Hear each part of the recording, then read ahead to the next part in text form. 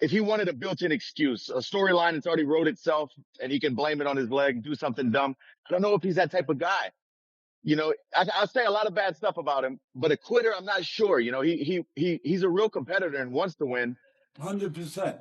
Expecting at least a one-round war, or who knew what Conor was capable of as far as cardio or whatever else after a 5-year layoff. And well, there you go. I mean, we're assuming blown ACL. I'm no doctor, but that's what I figured when I saw it, and doctors think the same.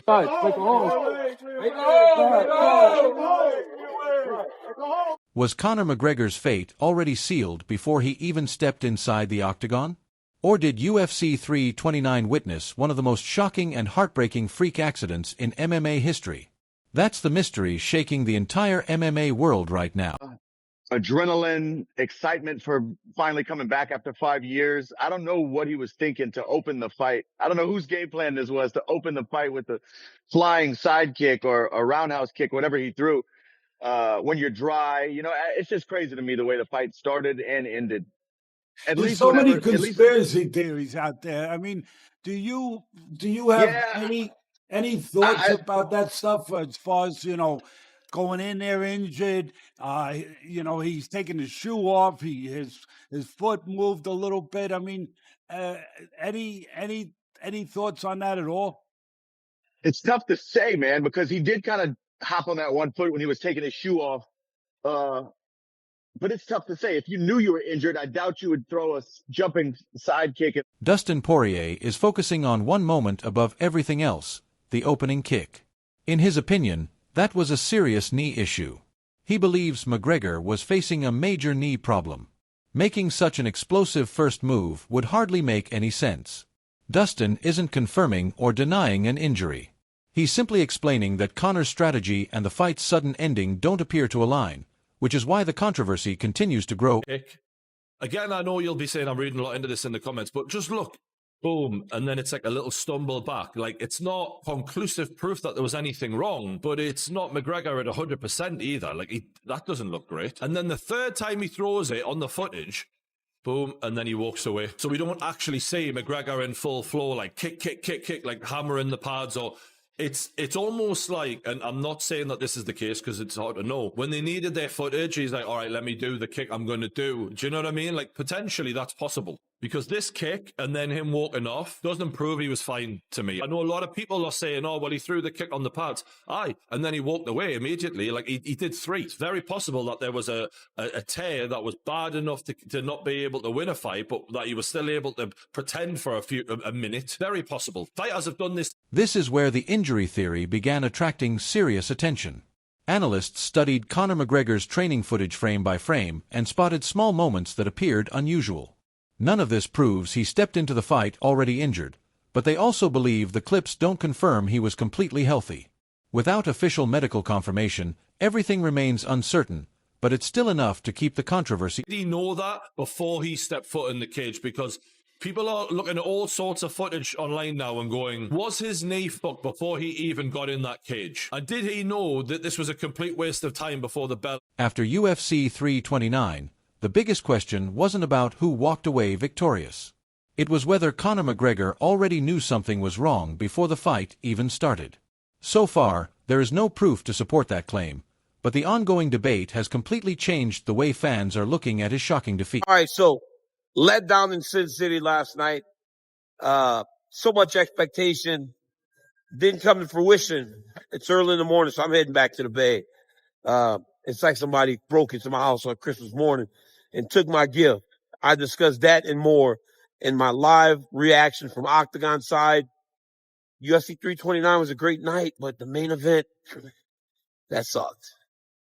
12 p.m. Eastern, 9 a.m. Pacific at my YouTube channel. Daniel Cormier highlighted the heartbreak spreading throughout the MMA world. Months of excitement vanished in just seconds, creating even more unanswered questions. Once the initial shock faded, the spotlight quickly moved away from the result itself and toward what might have caused Conor McGregor's sudden downfall inside the octagon. The main event went the way that it did. What was your reaction to how that fight ended? It was sad to see, you know what I mean? But that's the thing with this sport. You've got to stay consistent. You've got to keep fighting. And I think where he hasn't fought in so long, his body couldn't keep up with it. And coming out and throwing him crazy kick like that first thing, his knee just collapsed underneath him, and I feel bad for him. Know what I mean? He's put so much into coming back and getting back in the octagon, and that happens in the first 5 seconds. You've got to feel for him. Daniel Cormier highlighted the heartbreak spreading throughout the MMA world. Months of excitement vanished in just seconds, creating even more unanswered questions. Once the initial shock faded, the spotlight quickly moved away from the result itself and toward what might have caused Conor McGregor's sudden downfall inside the octagon. Can you, I think we're all trying to process everything. I guess, can we get your immediate thoughts? It felt like, honestly, one of the best fight cards of all time, and then we get to this weird main event ending. So I guess your immediate thoughts as you sit there right now. Yeah, listen, everybody who knows anything about the fight business, and it's been a big topic of discussion leading up to this fight. 5 years off in this sport is rough. And like you said, great card, unbelievable. I mean, the Paddy Pimblett thing right before, you just feel it all in the air. Here we go. I mean, I was expecting at least a 1-round war, or, who knew what Conor was capable of as far as cardio or whatever else after a 5-year layoff. And well, there you go. I mean, we're assuming blown ACL. I'm no doctor, but that's what I figured when I saw it, and doctors think the same thing too. I was going to ask you, have you had a chance to talk to Conor? It sounds like you've talked to the medical team. Have you talked to Conor? Do we know exactly the extent of what happened? I haven't. Is he coming out here? We'll see. I don't know. Yeah, I don't know. I think he left the arena right. Then the answer is no. We'll find out when he gets an MRI. Max said right away, hey, man, well, now we got to set this thing up for a trilogy, right? I mean, is there any desire from your point? I mean, you know promoting better than anyone. Does that even make sense to do a trilogy right now? Or the way that ended, do you have to go a different direction? I don't even know. I don't know. You got to take some time. And I don't know if you know this or not, but I don't like talking about making fights the night of the fight. But didn't know. Dana White's reaction made one thing absolutely clear. This was never the way anyone imagined UFC 329 would finish. He reminded everyone that Conor McGregor's 5-year absence always raised concerns about timing and conditioning, especially after such a long break from competition. But even with those doubts, nobody expected his comeback to collapse because of a possible knee injury only moments after the opening bell. Dana refused to jump to any final conclusions. There was a camp at 170. There was a lot of things going on. It lasted a few seconds. Tell me about those couple of seconds and what your takeaway from them is. I had him weak in the knees. What can I say? So at the end of the day, it is what it is. We got to do a third. Hopefully his injury is not too crazy. I know he was saying that they wanted him back in April. I can do that. That'd be fun. I want to actually feel what this 170 weight cracking and power that he says he has. So maybe we can do it back. Right now, I'm just praying for the guy, all jokes aside, as a human being. Even when I was in there, you could see me telling the ref, bro, this guy is done. Just let it go. And the referee was telling me, bro, thank you for pushing me because it was a hard spot. He had a hard feeling. And Conor's crazy. Conor was like, fight. I was like, you're fucking crazy, bro. Oh, he was yelling at you from the bottom? For the first one, when he first fell down, he was like, fight, I'm good. And we went down the second time. I could just tell, his whole demeanor changed. I was like, bro, let's call this fight, Max, that's why you are so... But Max wasn't the only person left stunned. Dana White's reaction after the fight only created even more questions about what truly happened. Dustin Poirier isn't just analyzing the injury. He's also questioning whether Conor McGregor can realistically make it back to championship level once again. Of course, the world would watch him fight Diaz for the trilogy. The world would watch anything he does, especially in combat sports. So a boxing match, it's going to be tough. The thing is, if he did, I'm not sure the extent of his injuries. If it's a torn ACL after 5 years away, that's another year on the sideline. At his age, I think he's done. If he tore his ACL, he's done. He'll never come back the same, And that was the big question coming into this one. Can he pull it all together after this horrific injury and come back? But how many times can you cry wolf before the fans are like, we're not breaking ticket gate records anymore. We're not flying across the world to watch you fight. We know what we get with you. A flash in the pan. How many times can you do this before people start moving on? Dustin's warning is just one piece of this explosive story. Others believe Conor McGregor's future completely depends on what doctors uncover in the weeks ahead. Until the official diagnosis is revealed, the biggest debate shaking the MMA world is nowhere near finished. In a way that just led to that. Well, it might have actually been the game plan. I mean, it might have been the game plan to just charge out. And look, he threw the kick with the broken leg, right? He's got this titanium rod through the center of his tibia. That's the kick he threw, maybe to prove that he can still kick with that leg. I mean, I don't know. I don't know why he did it that way. No one will know.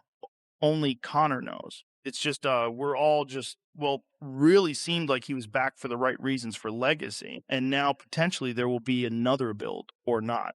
Joe Rogan believes Conor McGregor's aggressive opening may not have been a reaction to the injury itself, but he also admits that nobody except Conor truly knows why he chose that approach. Until more details emerge, the strategy behind those opening moments will remain one of UFC 329's biggest unanswered mysteries. Many fans question Conor's intentions, but Dustin Poirier strongly disagrees and explains why he doesn't believe that theory. Audie Adder doesn't support it either. I just don't, I've had a lot of time with Conor over the past 12 years, and I just don't think he's a quitter like that. He doesn't, that's tough for me. I don't know if that's possible with him. If he wanted a built-in excuse, a storyline that's already wrote itself, and he can blame it on his leg, do something dumb. I don't know if he's that type of guy. I say a lot of bad stuff about him, but a quitter, I'm not sure. He's a real competitor and wants to win. 100%. And I doubt he needed the money. It's not like he said, well, I have to go through this and get into this ring with this injury because I need the money. This is the only way. The guy's got money. It wasn't like he was showing up for a paycheck. I really don't understand what went on. Dustin Poirier doesn't believe Conor McGregor stepped into UFC 329 searching for an excuse. Dustin also argues that McGregor had absolutely no reason to fake an injury or create some dramatic storyline. He points out that Conor wasn't even fighting just for money. In his opinion, Conor entered the octagon expecting victory, which makes the shocking defeat even more difficult to understand. Dan Hardy reveals why many experienced fighters privately felt Conor McGregor was facing an almost impossible challenge before UFC 329. Something special was going to happen. But, all the conversations, I've been in the Extreme Couture all week, and it's full of pros and amateurs and good fighters and coaches. And I'm chatting with people all the time, and everyone was like, yeah, McGregor's probably got around.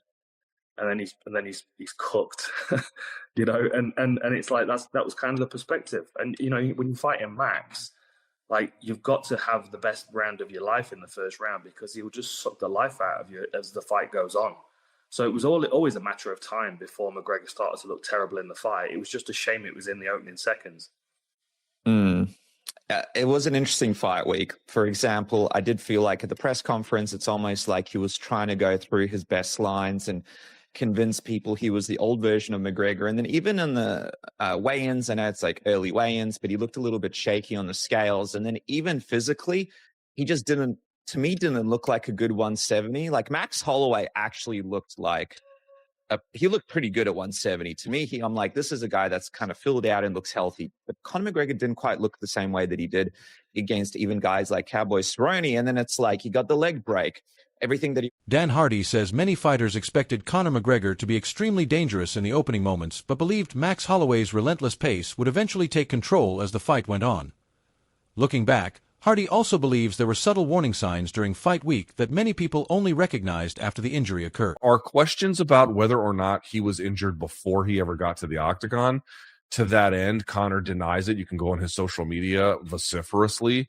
Oscar Willis, a friend of MK, said he had seen Conor train all week or something, or for quite some time, and that there was just no indication there was a problem. You can look at the warm-up footage of the back room before getting going, and it didn't look amiss to me. I realize that there is a question of how he just appeared emotionally lesser than walking out and then taking off his shoes. It looked like he was stumbling, but if you watch that video, it's the other knee that looks like he gets a little hurt, not the one that actually got hurt, which was his right knee. So I don't know if he had a pre-existing injury. There's a lot of rumor mongering, but that doesn't seem to me, as of the time of this video that I'm making it now, that does not appear to me to be the strongest argument. The strongest argument is that this guy already had injury problems before any of his departure time. Luke Thomas believes the claim that Conor McGregor entered UFC 329 already injured is still lacking any solid proof. He points to the people who watched McGregor train throughout fight week and says none of them noticed signs of a serious knee issue. Luke also highlights that the available warm-up footage does not clearly reveal any existing injury before the fight. While he understands why fans are questioning everything after such a shocking ending, he believes internet rumors and theories alone cannot explain what truly happened inside the octagon. Beneficial. I believe that also played a part in Conor McGregor's action today to start the fight. Remember, I have felt energy, but I have never felt energy like Conor McGregor.